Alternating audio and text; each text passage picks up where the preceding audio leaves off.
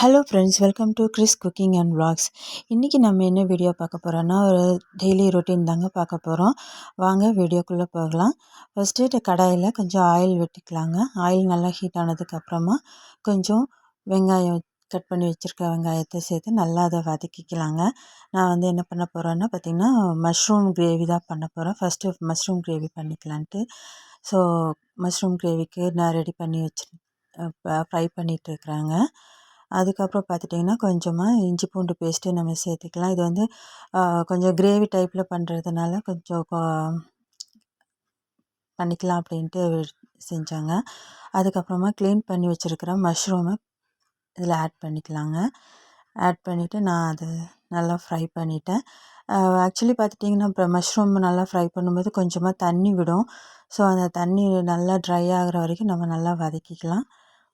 பார்த்திங்கன்னா, நம்ம தண்ணி சேர்க்கவே இல்லை. எவ்வளோ தண்ணி இருக்குது பாருங்கள். தண்ணி நல்லா வற்றினதுக்கு அப்புறமா நம்ம மசாலாஸ் ஆட் பண்ணிக்கலாம். தண்ணி நல்லா வற்றிடுச்சு. தண்ணி வற்றினதுக்கு அப்புறமா நல்லா அதை ஒரு பரட்டி விட்டுக்கலாங்க. அதுக்கப்புறமா நம்ம ஸ்பைசஸ் ஆட் பண்ணிக்கலாம். மிளகாத்தூள், மஞ்சத்தூள், மிளகாத்தூள், கரம் மசாலா தூள், கொஞ்சமாக சிக்கன் மசாலா தூள் சேர்த்துக்கிட்டாங்க. அதையும் இதில் சேர்த்து நல்லா எண்ணெயிலேயே நல்லா வதக்கிக்கலாம்.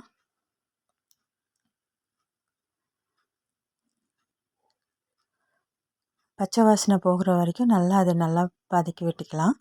அதுக்கப்புறமா ஒரு 2 மீடியம் சைஸ் தக்காளி, இப்போ நல்லா பழுத்த தக்காளியை அரைச்சி வச்சுருந்தேன், அதையும் இதில் ஆட் பண்ணிக்கலாம். ஆட் பண்ணி நல்லா அந்த மசாலாவோட நல்லா அந்த ஃப்ளேவர் வர வரைக்கும் நல்லா வதக்கிக்கலாம். அப்புறம் நான் தக்காளி அரைச்சி வச்ச தண்ணி கொஞ்சம் ஆட் பண்ணிக்கிறேன். கொஞ்சமாக தான் சேர்த்துக்கிட்டேன்.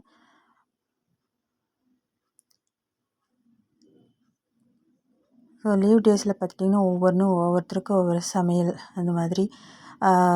குழந்தைங்களுக்கு வந்து மஷ்ரூம் கிரேவி, எனக்கு கத்திரிக்காய் உருளைக்கிழங்கு, ப்ளஸ் அதுக்கப்புறம் குழந்தைங்களுக்கு சில்லி, அந்த மாதிரி ஒவ்வொன்றும் லீவ் டேஸில் பண்ணுறோம்.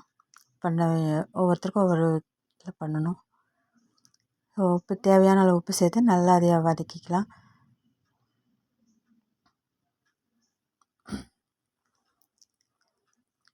ஸோ கிரேவி ரெடி ஆயிடுச்சுங்க.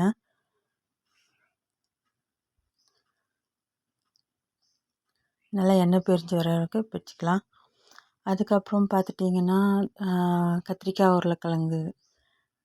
ஸோ அதுக்கு கடாயில் ஆயில் நல்லா கொஞ்சம் தேவையான அளவு எண்ணெய் விட்டு கடுகு சேர்த்துட்டு வெங்காயம், கருவேப்பிலை சேர்த்துக்கிட்டேங்க.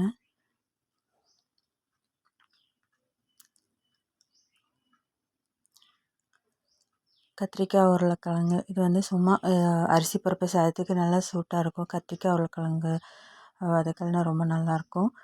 அதுக்கு வந்து புளி சேர்க்க தேவையில்லை. வெறும் தக்காளி 2 தக்காளி சேர்த்து நல்லா உப்பு, மிளகாத்தூள் போட்டு சிம்மில் வச்சு மஞ்சத்தூள், உப்பு, மிளகாத்தூள் எல்லாம் சேர்த்து சிம்மில் வச்சு சாப்பாட்டில் பரட்டி சாப்பிட்டா அவ்வளோ நல்லாயிருக்கும். ஸோ நான் இன்றைக்கி வந்து கொஞ்சம் புளி சேர்த்து இதையும் கொஞ்சம் கிரேவியாக பண்ணிக்கலாம் அப்படின்ட்டு செஞ்சிட்ருக்கேன். அதுக்கு ஒரு 2 தக்காளி, மீடியம் சைஸ் தக்காளி தான் சேர்த்து நல்லா வதக்கி விட்டுக்கலாம்.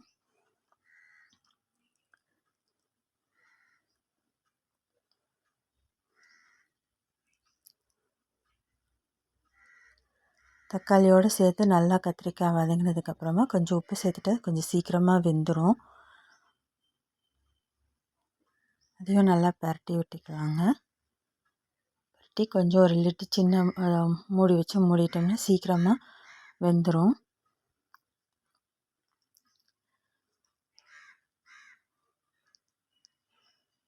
ஓகே, நல்லா வெந்துருச்சு.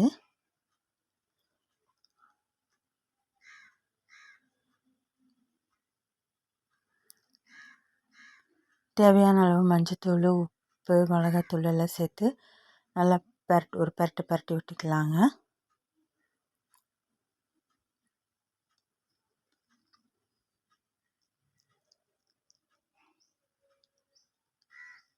இதோடவே நல்லா வேக வச்சு சாப்பாட்டில் பிசைஞ்சு சாப்பிட்டுக்கலாம்.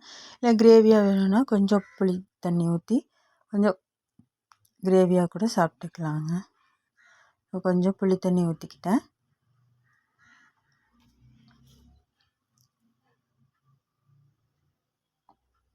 உங்களுக்கு எவ்வளோ தேவையோ அவ்வளோ கொஞ்சமாக தண்ணி ஊற்றி கிரேவி பதத்துக்கு ஒரு நல்லா கொதி வந்ததுக்கப்புறமா தேவையான அளவு தண்ணி ஊற்றிக்கலாம்.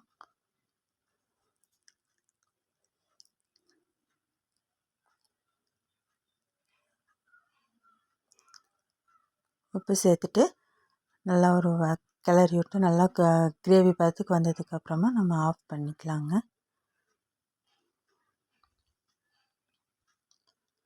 நல்லா கொதி வருது. ஒரு மூடி போட்டு மூடி வச்சுக்கலாம்.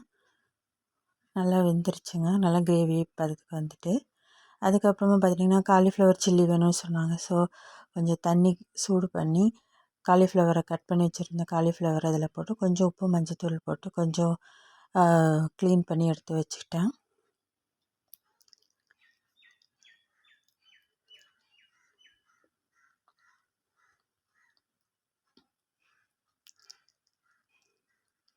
இதில் வந்து பார்த்துட்டிங்கன்னா நல்லா ட்ரை பண்ணி எடுத்துட்டு உப்பு மிளகாத்தூள் மஞ்சத்தூள் அதுக்கப்புறம் அந்த கார்ன்ஃப்ளவர் மாவு இதெல்லாம் போட்டு வெறும் கார்ன்ஃப்ளவர் மாவு தான் போட்டிருந்தேன், வேறு எதுவும் போடலை. போட்டு நல்லா எண்ணெய் ஹீட் ஆனதுக்கப்புறமா எண்ணெய் நல்லா ஹீட்டாக இருக்கணும். ஹீட் ஆனதுக்கப்புறமா மெதுவாக ஒரு போடணும். போட்டு அதை அப்படியே விட்டுறணும். அதுக்கப்புறம் அது நல்லா ஃப்ரை ஆனதுக்கப்புறமா தான் நம்ம திருப்பி போடணும், இல்லைன்னா அந்த மசாலாலாம் உடஞ்சிரும்.